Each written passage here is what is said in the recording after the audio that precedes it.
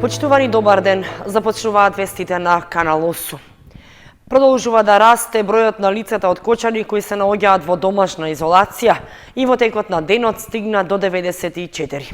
Од Општинскиот кризен штаб информираат дека против 2 лица се поднесени кривични пријави за непочитувањето на законските одредби за однесување за време на епидемија. Бројот на лицата од Кочани кои се наоѓаат во домашна изолација поради коронавирусот се искачи на 94, што представува тројно зголемување за период од 48 часа. Според известувањето од Општинскиот штаб за заштита и спасување, против 2 лица веќе се поднесени и кривични пријави по членот 206 од Кривичниот законник за непостапување според здравствените прописи за време на епидемија. Овие лица не ги почитувале одредбите за самоизолација. Најголем број од лицата пак кои се во домашна изолација претходно престојувале во некоја од државите со среден и висок ризик. Повеќето од нив се придржуваат до законските одредби за домашна изолација, но останува апелот за сите да не го доведуваат во ризик здравјето на останатите граѓани и да останат дома. За секое лице кое влегло во државата се добиваат податоци од граничните премини и ќе се контролира дали тоа ги почитува законските одредби за изолација, истакнуваат од кризниот штаб на општина Кочани. Иако четврток е пазарен ден, градскиот пазар во Кочани не работеше. Празна остана улицата Гоце Делчев, каде што вообичаено се наоѓаат тезгите за текстилни производи. Празен беше и делот каде што се продаваат прехранбени и други артикли. Екипи од комуналното предпријатие Водовод со поддршка од територијалната противпожарна единица продолжија со дезинфекција на јавните површини, како и на местата каде што се одлага отпадот. Мобилниот сервис за домашна посета во соработка со волонтерите од Црвениот крст и од општинските служби за социјална и здравствена заштита на списокот досега има 34 семејства со болни, стари и изнемоштени лица, на кои им е обезбедена поддршка во набавката за храна и лекови. А во меѓувреме најновите информации во врска со коронавирусот се дека истиот стигна и на истокот, поточно во Штип, информира министерот за здравство Филипче. Се работи за едно девојче од Штип на 4 годишна возраст кое се инфицирало во градинка во Англија. Семејството се вратило во земјата на 14 март и било во домашна изолација. На тестирање се јавиле вчера, 2 дена откако девојчето ги почувствувало првите симптоми.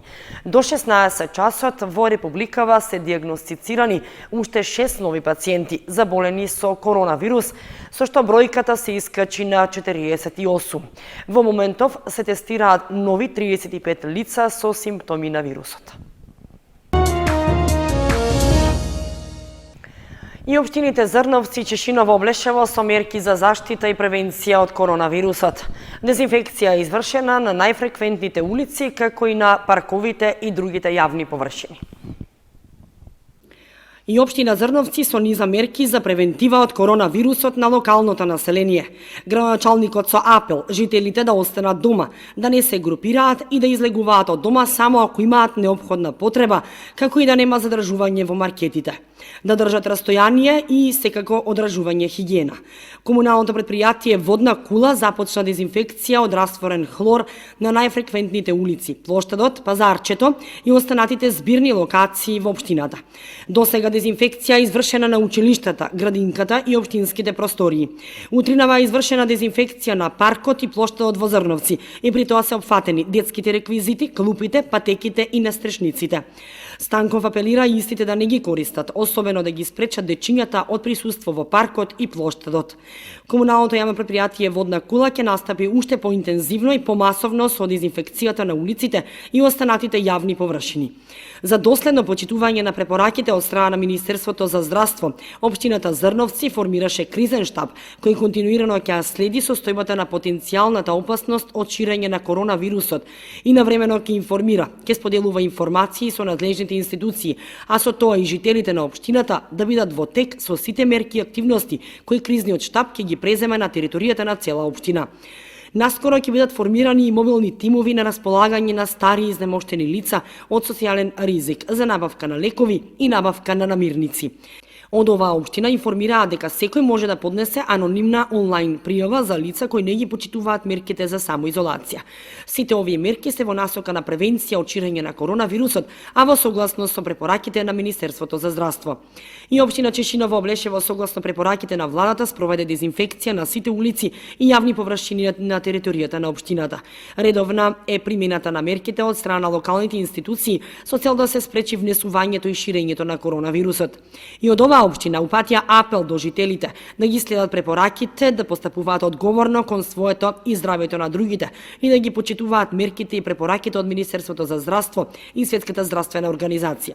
Пред 2 дена беше донесена и одлука за затворање на сточниот и зелениот пазар во село Облешево и истиот нема да работи се додека не се донесе одлука дека не постои опасност од ширење на болеста.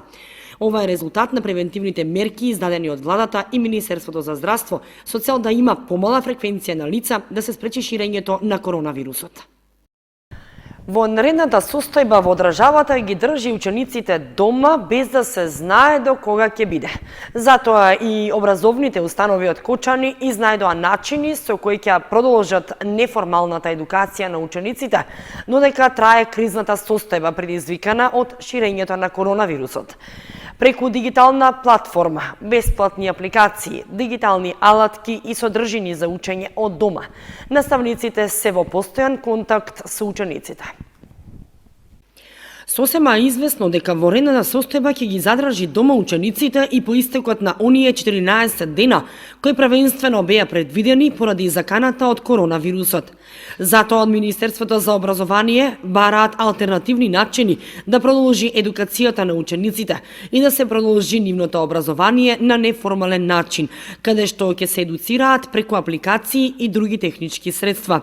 Воедно апелирајќи до младите да бидат одговорни и да останат дома поради заканата од коронавирусот. По примерот на општината Карпош, која веќе започна со проект за дигитална платформа за комуникација помеѓу ученици и професори, со ваква настава започна и општина Кочани. Тоа го образложи директорот на Основното училиште Свети Кирил и Методи, кој ги повика учениците на онлайн настава и учење преку веб страницата Свети Кирил и Методи Кочани wordpress.com. Заради одржување на континуитетот во учењето на нашите ученици, креиравме платформа, преку која платформа нашите ученици ќе спроведат само учење, односно оваа платформа ќе им помогне за совладување на новите наставни содржини, кои во овој момент не се во состојба да ги совладаат овде внатре во нашето училиште. Ученици и родители, на следнава веб страна можете да најдете работни материјали по секој наставен предмет во секое оделение, односно за секое оделение. Апелираме секој ученик самостојно или со помош на своите родители да ја посети оваа платформа за учење и да ги исполни своите обврски како ученик. Впрочем, најдобро слободно време е само корисно поминатото време. Јас како директор на Основното училиште Свети Кирил и Методи од Кочани би сакал уште еднаш да апелирам до нашите ученици. Своето слободно време, односно овој принуден распуст, да го користат за учење во домашна атмосфера, да ги почитуваат препораките кои секојдневно се даваат на медиумите од страна на Министерството за здравство и од страна на владата на нашата држава. Да ги почитуваат исто така и препораките кои што ние, вработените од Основното училиште Свети Кирил и Методи Кочани, им ги дадовме последниот ден кога го завршија наставниот процес во нашево училиште.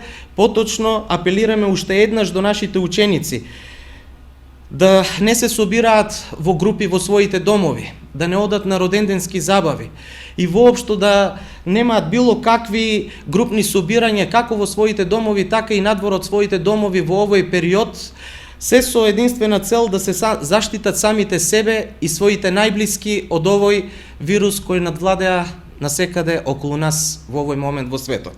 Уште еднаш би сакал да ви посакам многу здравје и успешна работа во текот на следниот период. Воедно би сакал да ве поканам да ја погледнете оваа платформа која што моите колеги Нада Давидкова, наставник по информатика, и Елизабета Георгиева, наставник по математика, ја изготвија за нашите ученици и нивните родители.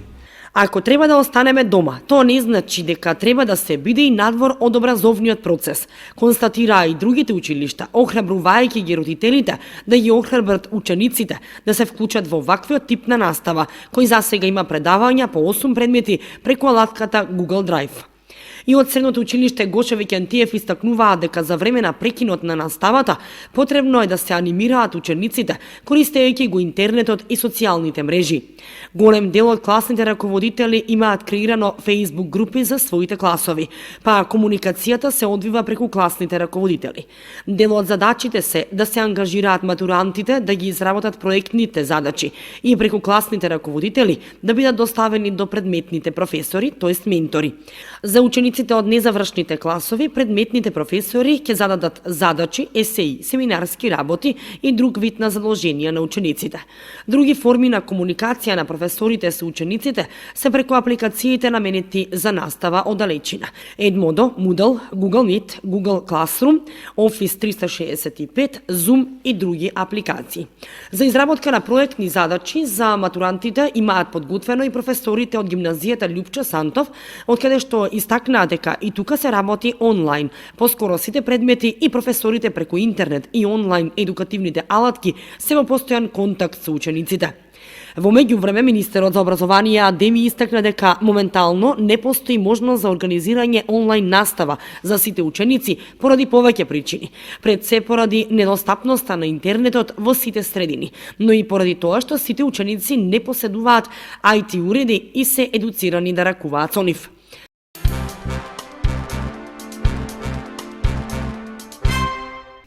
Состојбата со коронавирусот предизвика изголемено подигнување готовина на шалтерите во банките и на автоматите за пари. Од банките апелираат дека нема потреба од прекумерно трупање кеш, а граѓаните да плаќаат безготовински со користење на платежни картички. Филијалите и експозитурите на банките бележат зголемено подигнување готовина од шалтерите и од автоматите за пари. Токму поради тоа, од Македонската банкарска асоциација апелираат до граѓаните од нивните сметки да не подигнуваат повеќе од потребната готовина за покривање на нивните потреби.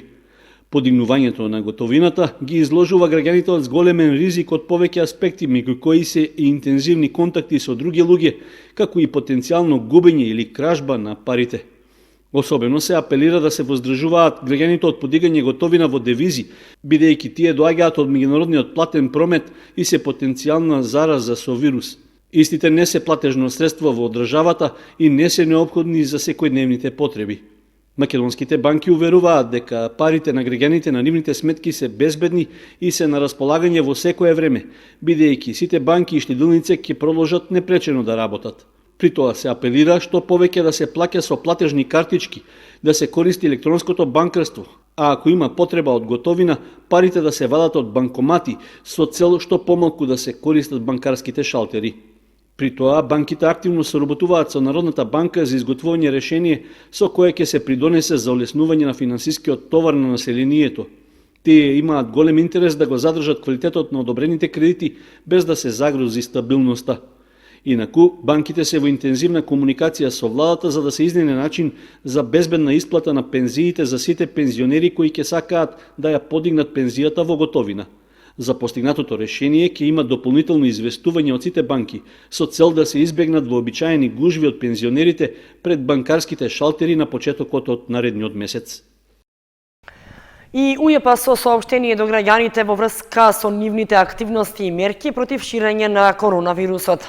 Станува збор за продолжување на рокот за поднесување на образците на даночните биланси за оданочување по разни основи до 24 март 2020.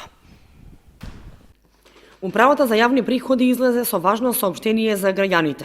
Имено се известуваат даночните обврзници и сметководителите дека се продолжува рокот за поднесување на образците даночен биланс за оданочување на добивка, даночен биланс на вкупен приход, даночен биланс на непрофитни организации, годишен даночен биланс за утврдување на данокот на доход од вршење на самостојна дејност и биланс на приходи и расходи за 2019 година. Согласно препораките на владата, Управата за јавни приходи информира дека рокот за поднесување на образците се продолжува заклучно со 24 март 2020 година, вторник, се наведува во соопштението на УЈП.